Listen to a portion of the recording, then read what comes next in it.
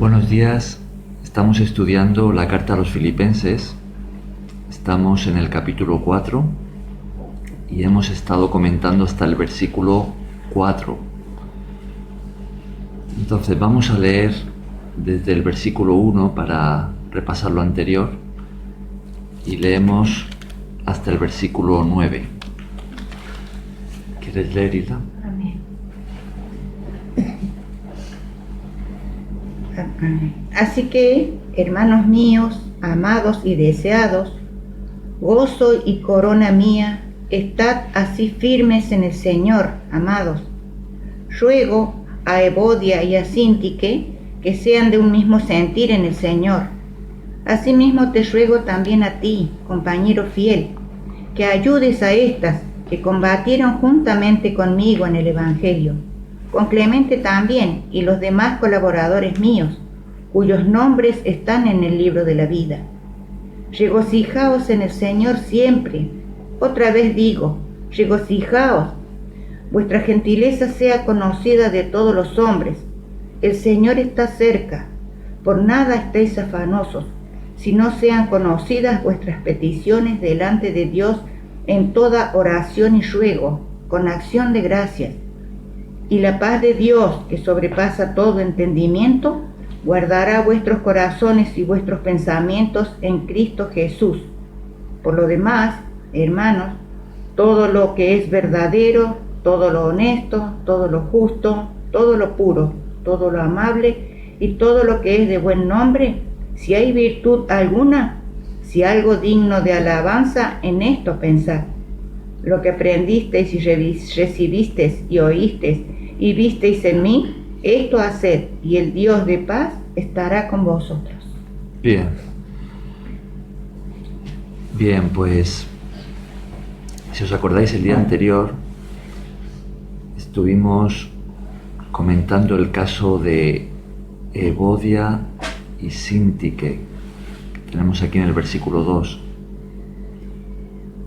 y decíamos que estas pues eran dos hermanas de la iglesia allí en Filipos, a la que el apóstol Pablo escribe esta carta, y que al parecer pues había un problema entre ellas. No sabemos qué, porque no lo comenta, pero había surgido algún tipo de desacuerdo, de malestar, y eso pues estaba trayendo división a la iglesia. Entonces el apóstol Pablo les ruega que hagan las paces, ¿no? Que se pongan bien entre ellas. Y estuvimos hablando el día anterior acerca precisamente de esto de la paz, ¿no? De que Dios quiere nuestra unidad y que estemos en paz unos con otros. Que esto es algo muy importante para Dios y que cuando surgen problemas entre nosotros, hablamos como cristianos, como parte de la iglesia, y esto es algo normal que pase porque todos pues somos diferentes, tenemos distintos tipos de carácter, de forma de ver las cosas, venimos de diferentes trasfondos, tenemos distintos aprendizajes, ¿no?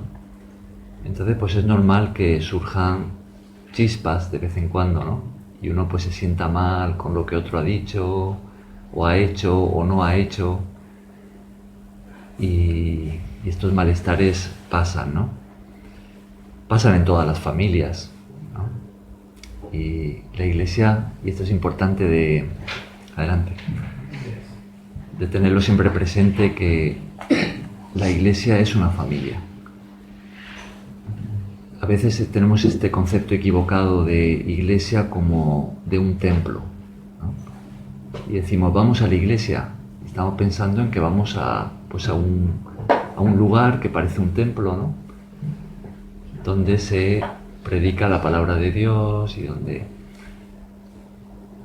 Pero el sentido bíblico de iglesia no es ese. El sentido bíblico de iglesia es la familia que Dios tiene en la tierra.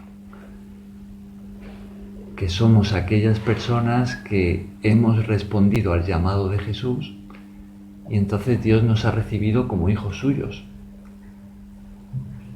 Ahora, si somos hijos de Dios, por la gracia de Cristo, entonces ¿qué somos unos de otros?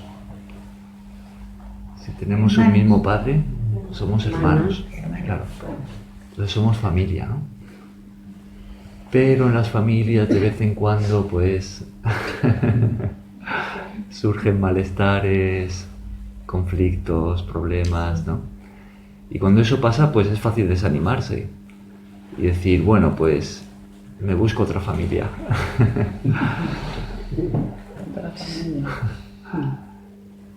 Pero vamos a seguir teniendo el mismo Padre, ¿no? Dios va a seguir siendo nuestro Padre si no dejamos la fe, ¿no? Entonces vamos a seguir siendo hermanos, nos guste o no. Entonces, ¿qué podemos hacer cuando mi hermano ha hecho algo que a mí me cae mal? Pues lo que Dios quiere de nosotros es que estemos en paz, ¿no? Veíamos el otro día también si os acordáis, cuando Jesús dijo, Él dijo, bienaventurados los pacificadores. ¿Os acordáis que leíamos eso? Bienaventurados los pacificadores. Bienaventurados decíamos que significa dichosos, ¿no? Felices. Felices aquellos que traen la paz, que ponen en paz a los hermanos que están peleados. Jesús dice, porque ellos serán llamados hijos de Dios. Entonces, eso es lo que Dios tiene en su corazón. Es fácil de entenderlo cuando uno es padre o madre, ¿no? Porque ¿qué padre o madre quiere ver a sus hijos peleados, ¿no? Fácil de entender, ¿no?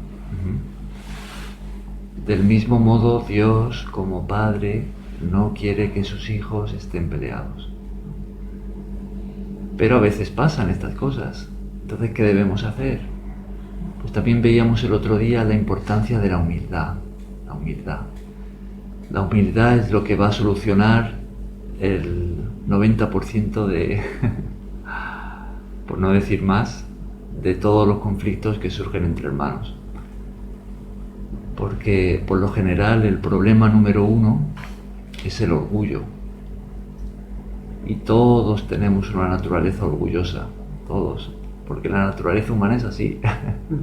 Está corrompida, es una naturaleza pecadora, y el orgullo está en la mayoría de los problemas no solucionados que hay entre hermanos.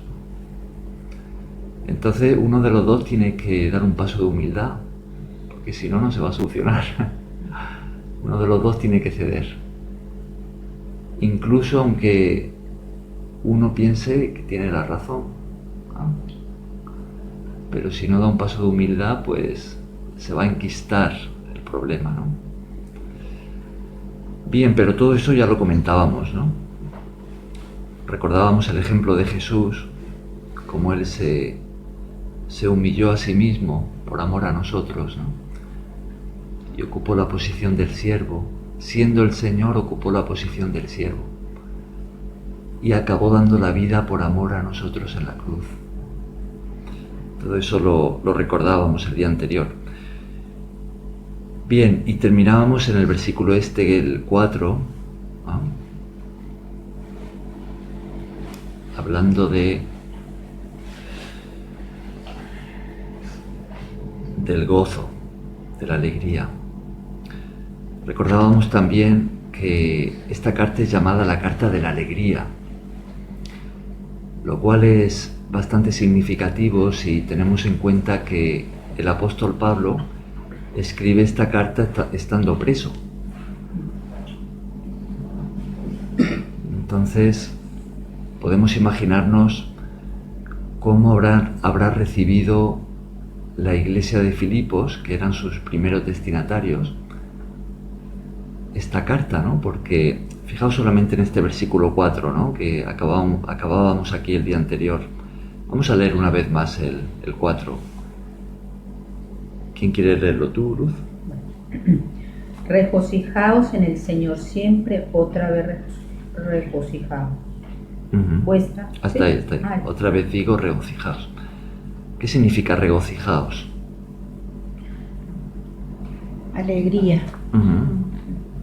Gozo. Está diciendo alegraos, ¿no? Alegraos. Ahora, pensemos un momento en los primeros destinatarios de esta carta, ¿no? Son los cristianos que están en esta ciudad llamada Filipos y que saben que Pablo está preso. Pablo fue el misionero, apóstol, que fundó la iglesia de Filipos, junto con sus compañeros de misión. Porque ellos viajaban, predicaban el Evangelio, y aquellos que se convertían, pues así se fundaba la iglesia. Entonces, estos cristianos allí en esta ciudad, pues tenían mucho amor por Pablo, ¿no? Mucho aprecio, lo veían como un padre espiritual. Y habían escuchado que estaba preso. De hecho, ellos envían a un hermano llamado Epafrodito. Esto lo habíamos comentado cuando estudiamos el capítulo 2. Y lo envían probablemente a Roma, donde se encontraba Pablo preso, para llevarle una ofrenda de parte de la iglesia para ayudarle allí en su condición, en sus necesidades, ¿no? Y también para ver cómo está, cómo se encontraba, si necesitaba alguna cosa más. Estaban preocupados por él, ¿no? Porque estaba pues en esa situación y a espera de un juicio, ¿no? Un juicio en el que podían llegar a ejecutarlo. Ese era el estado de Pablo. Entonces Pablo escribe esta carta y por medio de Epafrodito la envía a la iglesia. Ahora imaginaos la iglesia leyéndola en voz alta delante de todos, y lo que encuentran es que Pablo, en esa condición en la que está, tan difícil, está animándoles a ellos y diciéndoles que se alegren, ¿no? Entonces, qué impactante, ¿no? Diciendo, oye, ¿cómo es posible si está preso, ¿no? Si está en esa situación tan difícil, ¿cómo es que él nos está alegrando a nosotros, ¿no? Nos está diciendo que nos alegremos, que... Y la clave la tenemos en ese mismo versículo 4, porque fijaos lo que dice, regocijaos, ¿y qué añade allí? En el Señor. En el Señor. Siempre otra vez que se pongan contentos, no solo una vez, sino Él siempre repite, que como quien asegurarles, que Él les da ese aliento desde donde está. Es algo en lo que insiste, ¿no? Pero fijaos esa expresión en el Señor. Ahí está la clave. Dice, alegraos en el Señor, ¿no? Entonces, ¿por qué Pablo podía estar alegre a pesar de estar preso? Porque estaba con el Señor. Porque estaba con el Señor. Él lo tenía ahí, no le daba tristeza, no le daba nada, porque estaba acompañado con Él. Él le daba todo lo que tenía Él de alegría y las fuerzas de mandar a los demás hermanos a que estén bien. Entonces, a pesar de estar en esa situación tan dura,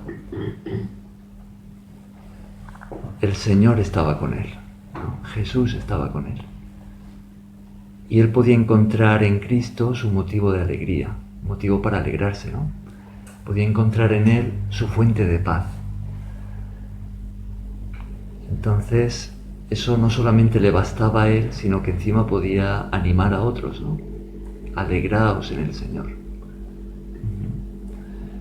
Fijaos que es algo en lo que él insiste, ¿no? Porque, ¿qué palabra utiliza allí? Después de decir en el Señor, Siempre. dice siempre. Alegraos en el Señor siempre. Significa esto que cuando estamos en problemas, ¿no? Si traemos esto a nosotros,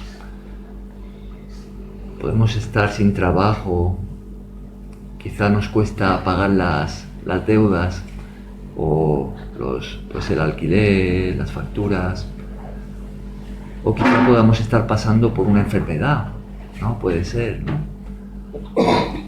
O una situación familiar difícil,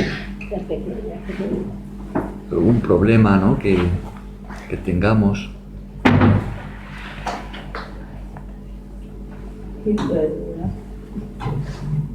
Significa esto que en toda situación en la que estemos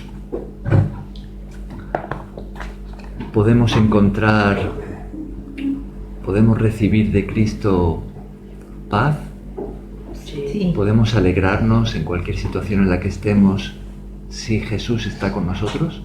¿Qué pensáis? Sí. Sí, ¿no? Y confiar. Confiar. Tener esa fe y no desanimarse. Esa es una palabra clave, confiar, ¿no?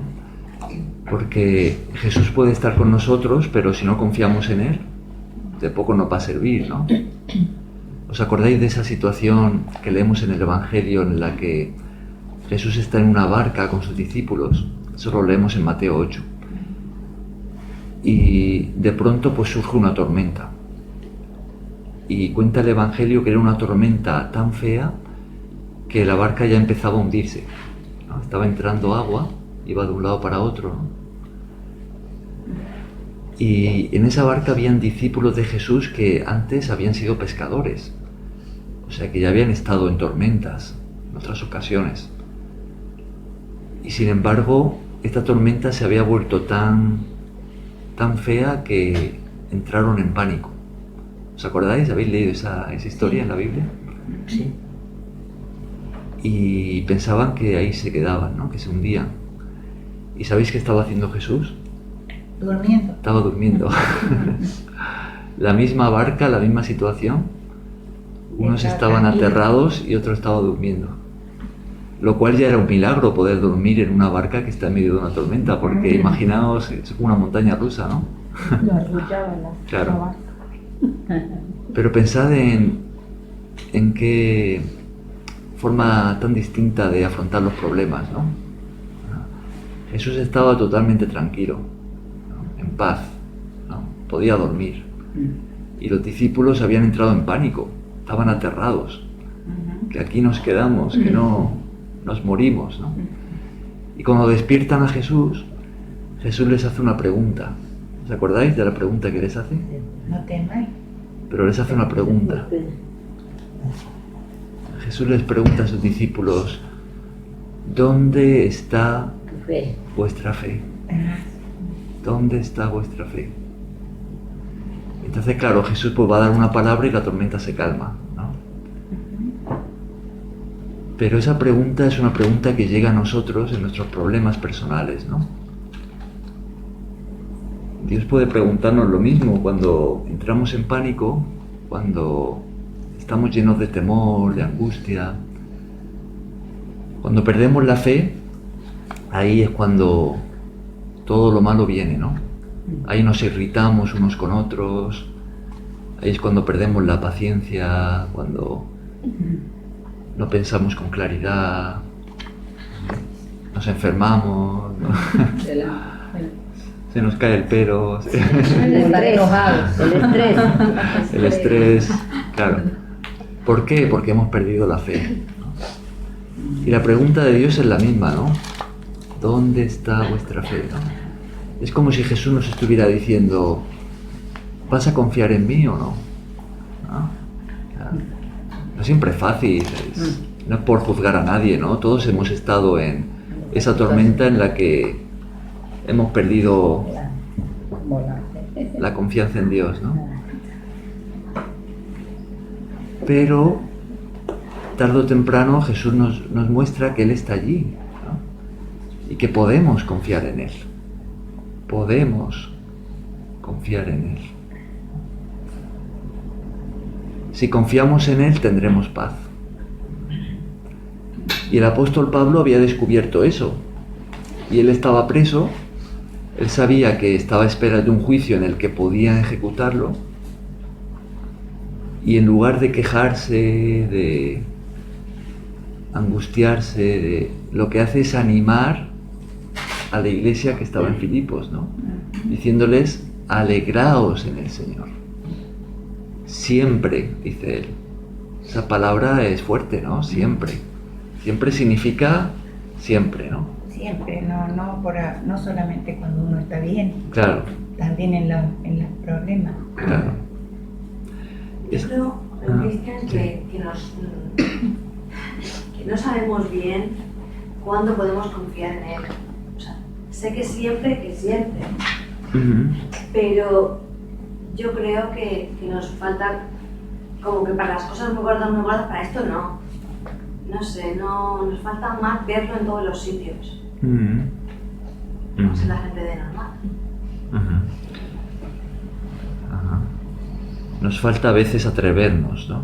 Atrevernos a dar pasos de fe y de confianza en Dios, ¿no? Pensamos que ahí no, que en eso no. O no es que no pensemos, que no lo pensamos. Entonces esta es la clave de la alegría en la dificultad. En las circunstancias adversas podemos encontrar nuestra alegría cuando confiamos en Cristo, en Él. Por eso dice, regocijaos en el Señor siempre. Otra vez digo, regocijaos. Fijaos que Él insiste, ¿no? Es como que Él quiere transmitir que no solamente estemos tristes cuando nos pasan cosas, sino que estemos alegres, confiando en Dios. Confiando. Exactamente.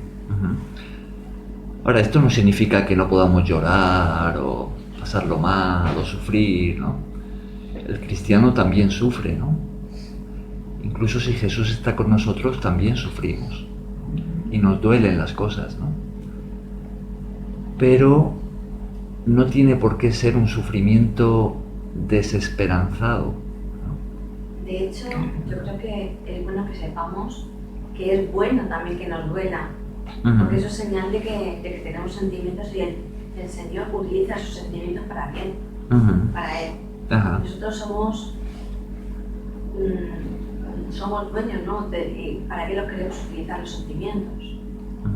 Eso también nos los ha dado Él.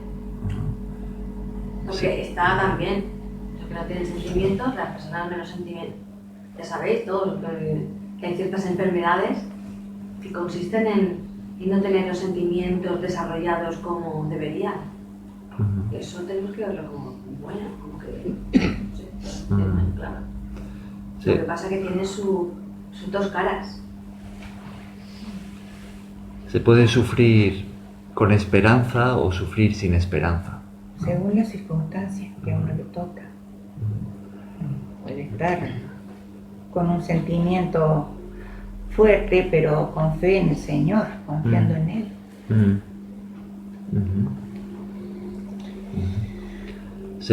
Uno lo puede pasar mal, pero en el fondo tener paz, claro, ¿no? O uno lo puede pasar mal y desesperarse y deprimirse y no tener paz hasta quitarse la vida, ¿no? Hay personas que al no tener al Señor no tienen esperanza y no ven una salida, se quitan la vida. Pero nosotros sabemos que tenemos que confiar en Dios, esperar en Él. Sufrimos todos. Sí. ¿No? En esta vida se sufre, eso no se puede evitar, ¿no? Pero el cómo vamos a pasar por esa situación, pues varía drásticamente si lo hacemos confiando en Cristo o no.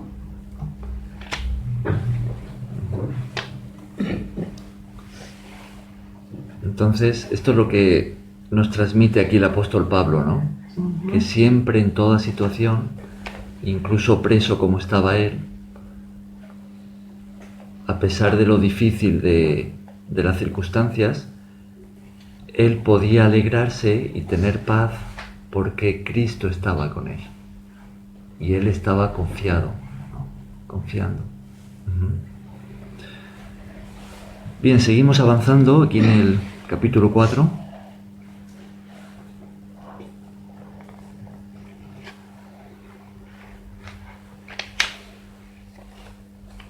Versículo 5. ¿Quieres leerlo tú, Valeria? Vuestra gentileza sea conocida de todos los hombres. El Señor está cerca. Vuestra gentileza sea conocida de todos los hombres. ¿Qué significa gentileza? Ser amable. Ser amable. Bondadoso. Bondadoso. Ajá. Gentileza nos habla de eso, ¿no? De amabilidad, de bondad, benignidad. Recordamos que el apóstol Pablo, allí preso, él también se había alegrado porque había recibido la visita de Epafrodito, que venía de Filipos, y le había traído una ofrenda de parte de la iglesia para ayudarle en su situación, lo cual era un motivo de alegría, porque pensemos que ser preso, y más en esa época, era difícil.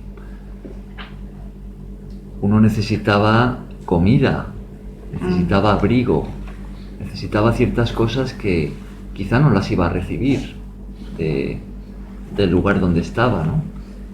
Y dependía de que otros se la trajeran, ¿no? O de que tuviera dinero para pues pagarlas, ¿no? Entonces, pues viene Epafrodito y le trae esa ofrenda que, pues imaginemos lo que le iba a ayudar, ¿no? Estando en la situación en la que estaba. Y ya no solo por el dinero, ¿no? que recibió, sino porque detrás de ese gesto, pues él estaba viendo que están estos hermanos allí en Filipos que se preocupaban por él.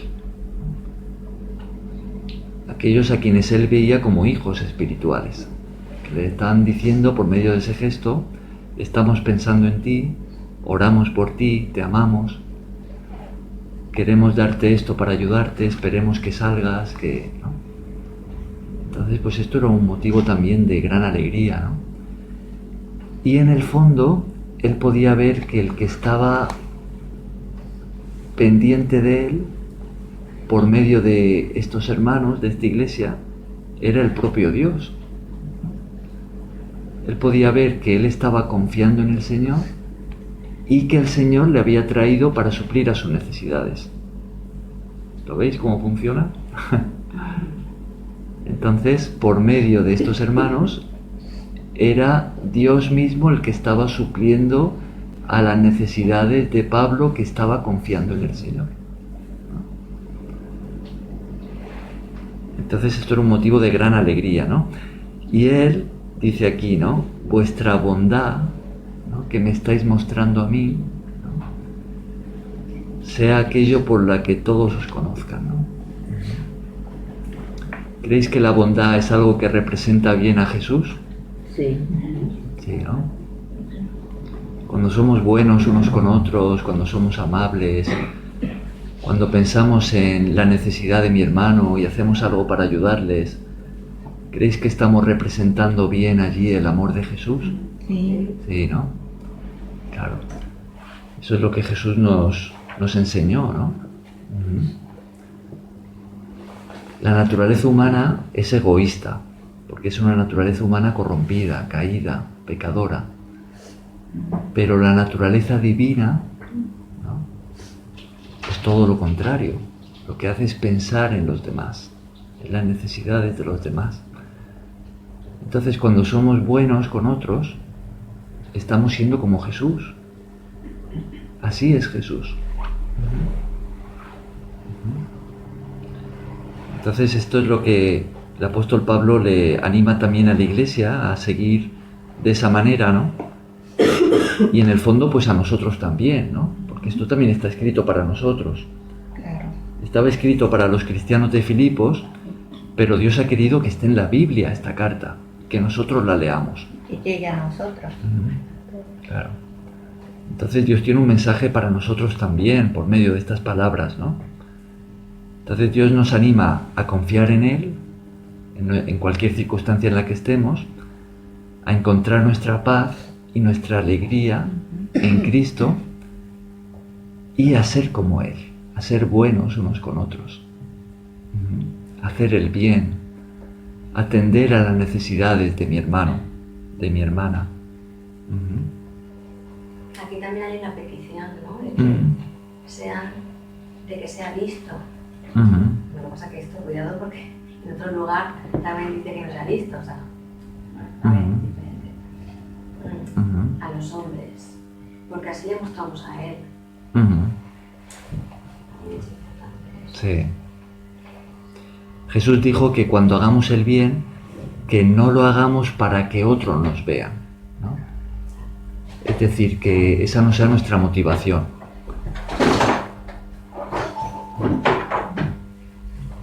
Pero no significa eso que no lo vayan a ver otros, ¿no? Cuando hacemos el bien, si se lo hacemos a alguien, por lo menos esa persona lo va a ver, probablemente, ¿no? Bien, y tenemos también allí algo más, ¿no? En ese versículo. Dice: El Señor está cerca. el Señor está cerca. Esto puede entenderse quizá de dos maneras, ¿no? Una es que el Señor está presente, ¿no? Hagamos lo que hagamos, el Señor está allí, viéndolo todo, ¿no? Lo hacemos para Él. Y otra es de una forma, adelante, escatológica, es recordar que el Señor va a volver, ¿no? Jesús va a regresar a la tierra, tal como está escrito, ¿no?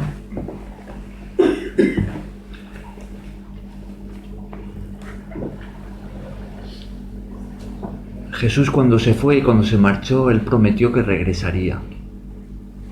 Él dijo que volvería a la tierra. Y cuando Él vuelva, Él va a establecer el reino de Dios de forma completa en esta tierra.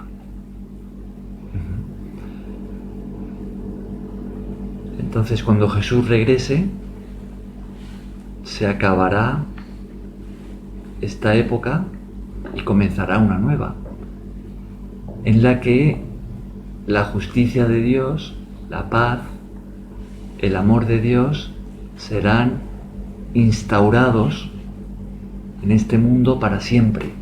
Reinará eternamente. Dios reinará para siempre por medio de Cristo.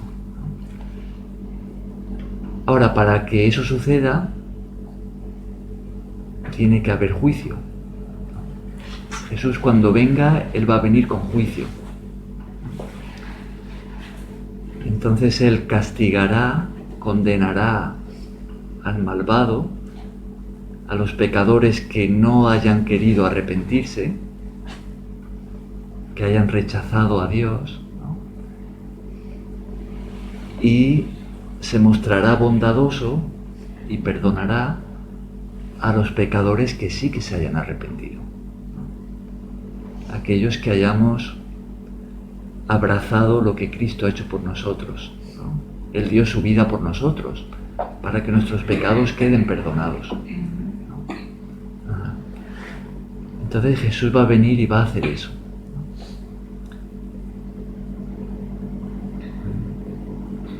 Es importante eso tenerlo presente, ¿no? Porque la tierra no va a estar siempre así, el mundo no va a estar siempre de esta manera, ¿no? Ahora, antes de que Jesús venga, Él también lo anunció, el mundo tiene que ir a peor, la maldad tiene que aumentar, y lo está haciendo. Sí. La gente tiene que volverse cada vez más fría, el amor va a menos. El amor se enfriará, dice el Señor. Claro. El mundo se va a ir corrompiendo cada vez más hasta que llegue al colmo. Cuando llegue al colmo, la Biblia anunció que se va a levantar un gobernante. Un gobernante que en la Biblia es llamado el Anticristo. Y va a establecer un gobierno mundial que va a ser totalmente anticristo. Y va a levantar una persecución a nivel mundial contra todos los cristianos. Entonces ese será un momento de prueba, de gran prueba.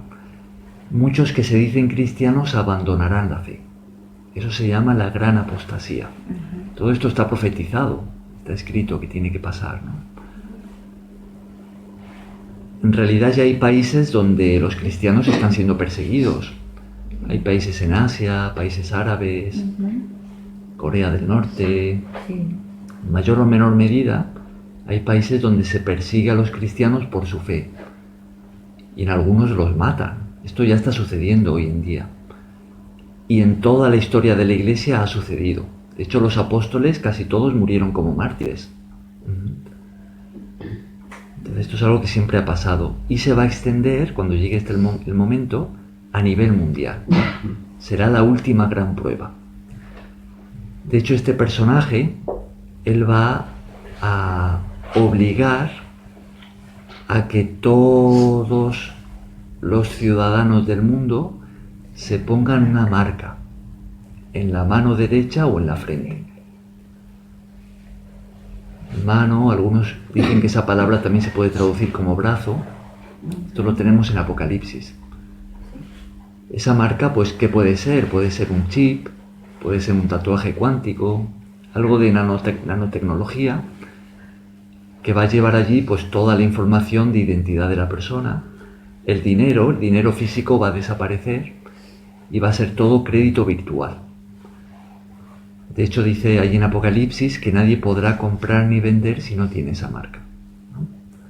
Todo va a ser virtual y va a estar allí reflejado, ¿no? Por medio de Internet, por medio de la inteligencia artificial, todo se está preparando para ese escenario.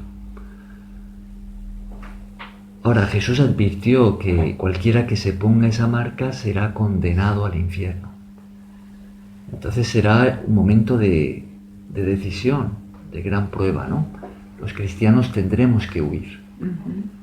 El mundo se volverá totalmente anticristo, ¿no? Contra nuestra. Claro. Ahora, cuando eso suceda, Jesús estará a las puertas. Ya quedará muy, muy poquito para que Jesús regrese. El anticristo tiene solamente como unos 3 años y medio para reinar y vencer, ¿no? Entonces Jesús regresará, y cuando Jesús regrese, lo que está escrito es que todos los que hayan muerto confiando en Él resucitarán. Y los que queden vivos confiando en Él serán recogidos por el Señor para ser salvados de este mundo anticristo, y entonces Dios traerá juicio sobre la tierra. Y cuando haya terminado el juicio, Dios establecerá aquí su reino. A eso vamos, eso está profetizado. Entonces, eso para nosotros también puede ser un motivo de alegría. Saber que Jesús viene, Jesús va a regresar, y Él nos ha llamado a vivir en su reino para siempre, ¿no? Entonces merece la pena confiar en Él, merece la pena servirle y vivir como Él nos enseña a amarle. Bien, llegamos a los versículos 6 al 9, donde seguimos con el tema principal de este pasaje, que es el tema de la paz. La paz, ¿no? Paz entre hermanos, y ahora vamos a ver la paz a nivel personal, ¿no? Ya estábamos hablando de ella en medio de los problemas que atravesamos. Bien, versículos 6 y 7, ¿quién lo quiere leer? Gerson, ¿quieres tú leerlos? Por nada estéis afanosos, si no sean conocidos vuestras peticiones delante de Dios en toda oración y ruego, con acción de gracias. Y la paz de Dios, que sobrepasa todo entendimiento, guardará vuestros corazones y vuestros pensamientos en Cristo Jesús. ¿Qué significa la palabra afanosos? Que se quiere alguna cosa. Desesperado. Desesperados, que tiene preocupaciones. Acaparado. ¿Cómo? Acaparar. Acaparar. Agobiado, angustiado por alguna situación, por algún problema. Todos sabemos lo que es eso, ¿no? Estar preocupado, estar agobiado, estar sentirse cargado, ¿no? Ahora, ¿cuáles son los motivos por qué tipo de problemas nos dice aquí el apóstol Pablo que sí nos afanemos y por cuáles nos dice que no nos afanemos? Es una pregunta con trampa.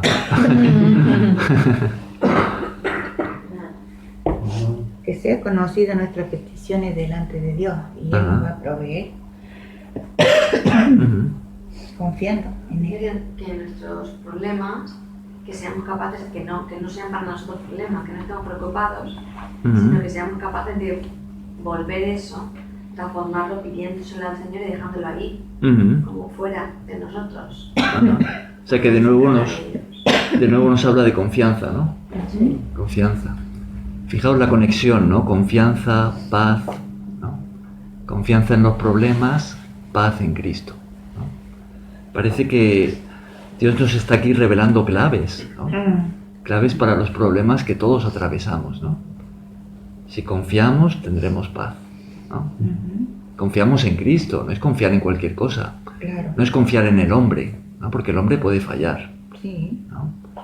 Él no falla. Ajá. Podemos confiar en el banco, en el dinero que tengamos en la cuenta, pero eso también puede desaparecer. Puede fallar también, ¿no? Sí, Jaime. Aquí Pablo lo único que nos ha dicho que debemos de estar preocupados es nuestra salvación. Ajá. En los versículos anteriores decía que preocupados por vuestra Claro, salvación y que no nos salgamos del camino. claro. No decía preocupados, sino ocupados, ¿no? Es como preocupados en el buen sentido, ¿no? Sí. El buen sentido de la palabra, sí, claro. Pero fijaos aquí de qué forma tan categórica él lo dice, ¿no? Dice por nada estéis afanosos. Y de nuevo pensemos en el impacto que esto estaba produciendo en la iglesia que estaba leyendo esto, ¿no? Porque ellos saben que Pablo está preso, ¿no? Entonces Pablo preso les está diciendo, alegraos siempre en el Señor, por nada estéis preocupados, ¿no? No es alguien que está en un hotel de vacaciones a gusto, ¿no? Que le está diciendo, oye, alegraos en el Señor, ¿no? No os preocupéis por nada, ¿no? Claro, en un palacio con dinero Sí. en su... Entonces, claro, uno dice, bueno, tú que estás tan bien que normal que... Alégrate conmigo. Claro. En la fiesta. Claro, pero si lo está diciendo alguien preso, ¿no? Oye, hay que prestar atención, ¿no? Parece que tiene una clave, ¿no? Claro. Algo ha descubierto esa Esa persona clave es Dios. que puede ayudarnos a nosotros en nuestras angustias, ¿no? Y él dice, alegraos en el Señor, ¿no? Por nada estéis afanosos. ¿Y qué dice a continuación? ¿Por qué dice por nada estéis afanosos? Si no sean conocidas vuestras peticiones delante de Dios en toda oración y ruego, y con acción de gracia. Ah, o sea que les está hablando de oración, de oración, ¿no? Entonces dice, cuando estéis pasando por problemas difíciles, en lugar de De orar. agobiaros hasta el punto de no poder más, ¿cuál es la alternativa que nos Orar. presenta? Orar. Pedirle a Dios. Orar. Oración. Ajá, orar. Ahora, orar lo podemos hacer de dos maneras. Podemos hacerlo confiando, orar y confiar, o podemos hacerlo como aquel que hace un rezo por hacerlo, ¿no? Y sigue sin confiar, sigue de la misma manera, ¿no? Voy a orar a ver si funciona, ¿no? Y hace un rezo aprendido, ¿no? A ver si funciona como un amuleto que uno tiene, y luego siguen los mismos problemas, sigue con su mente así. Ahí, si no creemos de corazón, podemos casi estar seguros de que no haré Claro. el impacto. También el Señor nos dice, los que estéis cansados y cargados, dejaos para que yo os haré descansar. Claro. Un sinónimo de confiar, espiritualmente hablando, es descansar. Descansar, ¿no? Es descansar en el Señor. Es como que yo cojo mis problemas, tengo aquí mi carga tan pesada y voy a Cristo y se la dejo a Él, ¿no? Digo, bueno, a ti te la dejo, ¿no? Yo no sé cómo solucionar esto, pero confío en ti. Eso es a lo que Él nos está invitando a hacer, ¿no? Es como que la pregunta que Jesús hizo llega hasta nosotros, ¿no? En nuestras tormentas. Descansar en Él, dejar de llorar y sufrir. No pare de sufrir. No significa necesariamente dejar de sufrir. Claro, pero... Porque sufrir, sufrimos. Confiar. Pero confiar. Confiar en Él. Claro. Es como si Jesús nos siguiera preguntando, ¿no? ¿Dónde está vuestra fe? ¿Vas a confiar en mí o no? ¿Es Jesús capaz de mantener nuestra barca a flote o no? Sí. Sí, ¿no? Claro. Si nosotros somos como una barca en el mundo, nos lleva a la deriva. Estamos a la deriva. ¿Creéis que Dios conoce nuestras necesidades o no las conoce? Él conoce todos nuestros pensamientos y le hacemos con voluntad, oramos con esa fe profunda, todo de Él, no nos escapamos nada. Él sabe hasta cuántos cabellos tenemos en nuestra cabeza. Él lo sabe, sí, pero si nosotros no. Porque dice que, aunque sabemos que lo sabe, porque dice que vayamos a Él y pongamos nuestros problemas a Él. Porque tenemos que expresarlo nosotros, expresarlo. Confiarlo y entregarlos. Claro. Porque si no, no hay voluntad nuestra de dejarlo a Él. Llevar nuestro problema a Dios en oración es también un gesto de confianza, ¿no? Claro, es que si no, claro que lo puedes saber. Claro. Pero de que siempre que lo sepa, si nosotros no está la comunicación total, los dos sentidos. Lo que está claro es que falta el nuestro, de nosotros a Él. Por eso dice, por nada estéis afanosos, sino sean conocidas vuestras peticiones delante de Dios, en toda oración y ruego. A veces uno se pregunta, bueno, ¿y cómo orar, no? A veces uno puede pensar así, yo no sé orar, ¿no? Estoy pasando por este problema o quizás no es necesariamente un problema, pero uno dice, bueno, ¿y cómo me dirijo a Dios? ¿Cómo puedo hablar con Él? ¿Qué digo? ¿Cómo orar? Uno a veces puede escuchar a otros orando y dice, ay, es que suena tan bien, pero yo no sé orar así. Pero fijaos que aquí dice, dando gracias. Pero dice en toda oración. En realidad toda oración es válida. Si no es una fórmula mágica que tienes que decir estas palabras o decirlo de esta manera. Lo que tiene que estar es tu corazón implicado. Dios se fija en si eres sincero o no, si de corazón le buscas, si estás confiando en Él o no. Entonces, lo que salga después por tu boca, no es tan importante como si tu corazón está implicado en la oración o no. Tú puedes hacer la oración más bonita de todas, con palabras muy bien adornadas, pero si tu mente está en otro lado o realmente no estás confiando en Dios, pues ¿de qué sirve eso, no? Claro. Por eso varias veces no llegan las oraciones, no alcanzamos las oraciones a Dios. Claro. Ahora, lo contrario también, puede ser una oración medio tartamudeando y diciendo palabras torpes y no, pero si tu corazón está implicado, si que estás confiando en Dios, esa oración llega como ninguna otra. Ya se nos dice, claro. Son unas simples palabras, pero que se le ofrezca con amor, con fe, con confianza. Claro, Dios quiere nuestra confianza, nuestro amor. Y fijaos que añade con acción de gracias. Con acción de gracias, eso es muy importante. A veces pedimos, pero nos olvidamos de dar gracias, ¿no? Ahora, ¿creéis que siempre, también en los problemas, tenemos motivos de estar agradecidos? ¿Qué pensáis? Tenemos tantos motivos para darle gracias a Dios. Ajá. Solamente hasta levantarnos a la mañana y abrir los ojos que estamos vivos y podemos ver. Entonces, cuando tenemos problemas, ¿seguimos teniendo motivos o cosas para agradecer a Dios o no? Sí, ¿no? porque varias veces nos da algún problema, pero no es tan fuerte ni tan duro.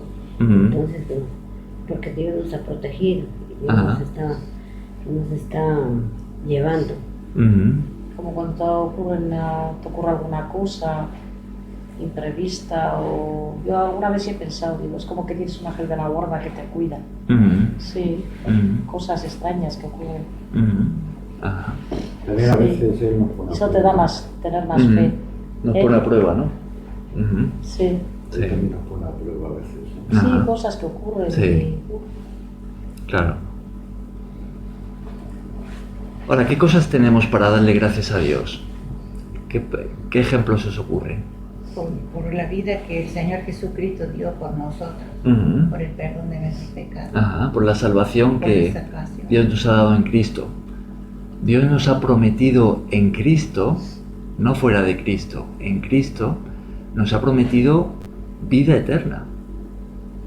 ¿No es eso algo por lo que agradecer a Dios todos los días de nuestra vida? Pasemos por lo que pasemos, aunque estemos en las peores circunstancias del mundo. Si esto es algo temporal. Pero esperar la vida eterna es lo más glorioso que espera. Ahora, otra cosa es que no lleguemos a creer del todo a Jesús, ¿no? Entonces, claro, normal que uno se angustie a más no poder y pueda llegar a pensar que todo acaba aquí. Pero si creemos las palabras de Jesús y Él nos ha prometido vida eterna a los que confiamos en Él, a los que nos hemos arrepentido para seguirle a Él, ¿no? Entonces, oye, tenemos, ya solo sea por eso, podemos darle gracias a Dios todos los días, estemos como estemos, ¿no? Pero ¿qué más cosas tenemos para dar gracias a Dios? ¿Qué más ejemplos se os ocurren? Poder movernos. Poder movernos. Poder mirar o leer las cosas tan sencillas de hablar, ver. La salud. Que otras personas no pueden. Tenemos esta hermana, ¿no? que visitamos, que vive en una cama, ¿no? Que vino ayer. Claro, que vino ayer, que la trajeron en silla de ruedas. No me lo creía, no me lo creía. Claro. Me pareció verla primero ahí a lo lejos, pero no parece. Hay personas que están pasándolo muy mal a nivel de salud, ¿no? Y nosotros podemos decir, oye, mira lo que tengo, ¿no? Tengo salud. Incluso aunque nos falte salud en cierta medida, pero siempre van a haber personas que estén peor que nosotros, ¿no?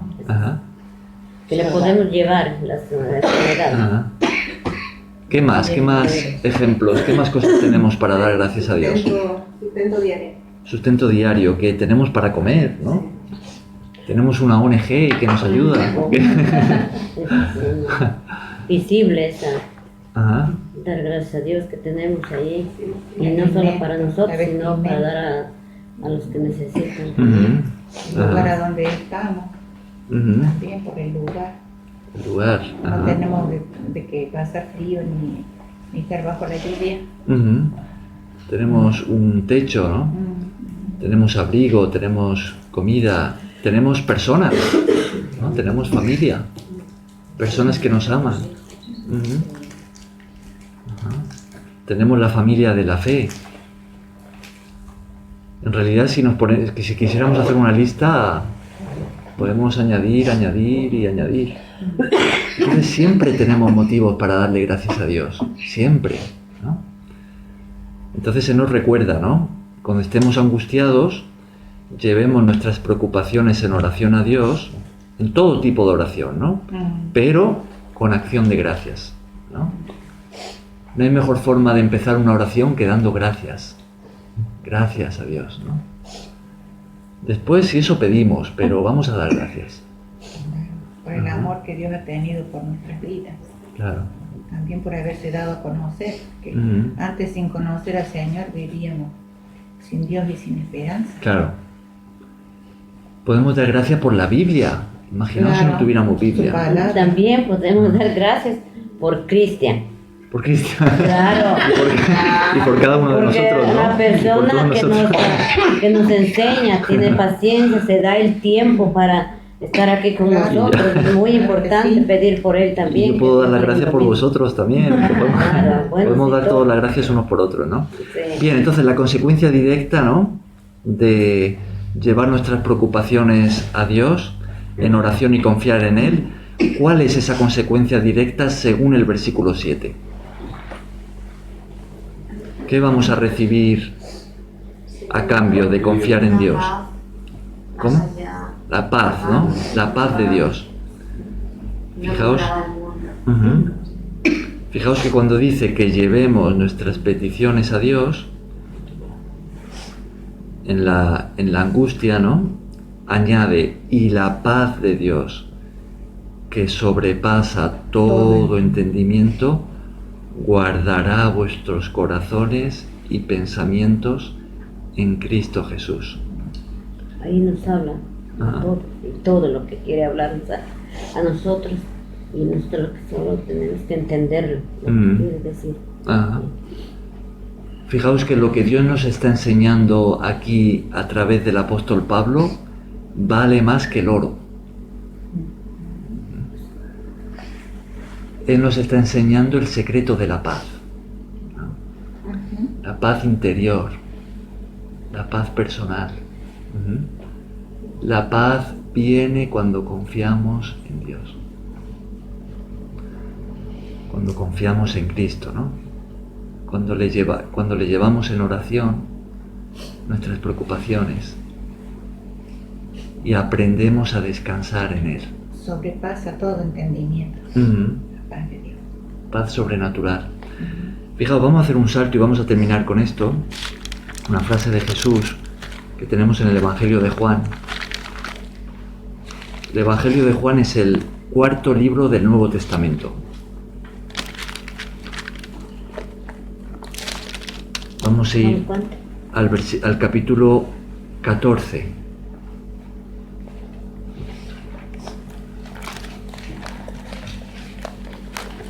Versículo.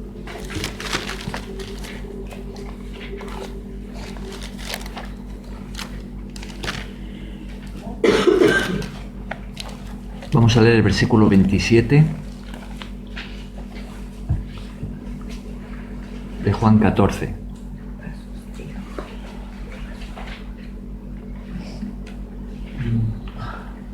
Esto es algo que Jesús dijo a sus discípulos en la última cena.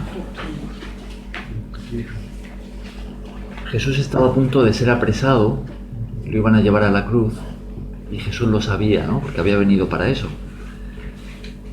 Y Él está dando como las últimas instrucciones a sus discípulos en esa última cena, tan solo unas horas antes.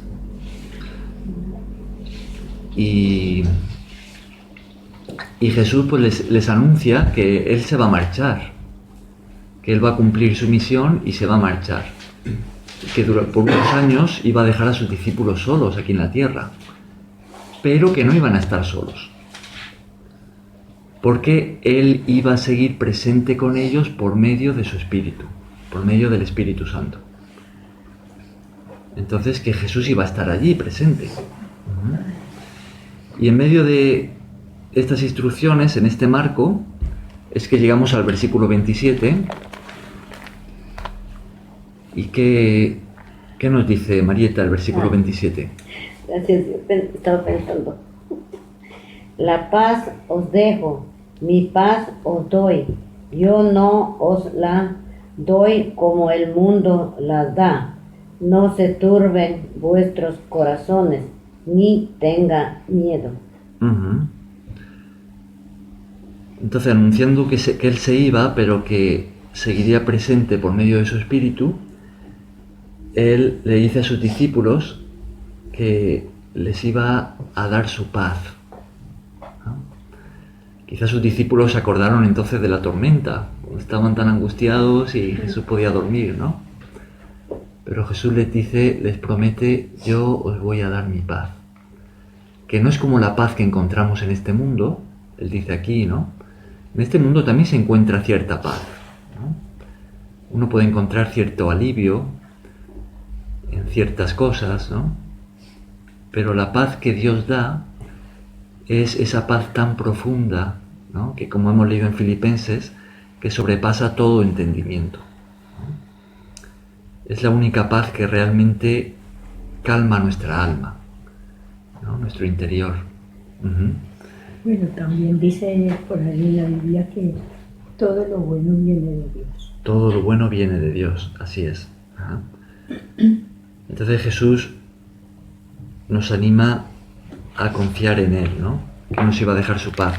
En el capítulo 16 de Juan también, en el último versículo, en el 33, Jesús sigue hablando de la paz.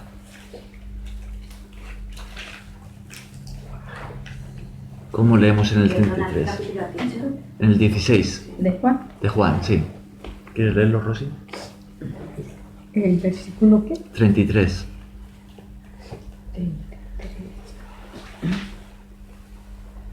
El último versículo de Juan 16.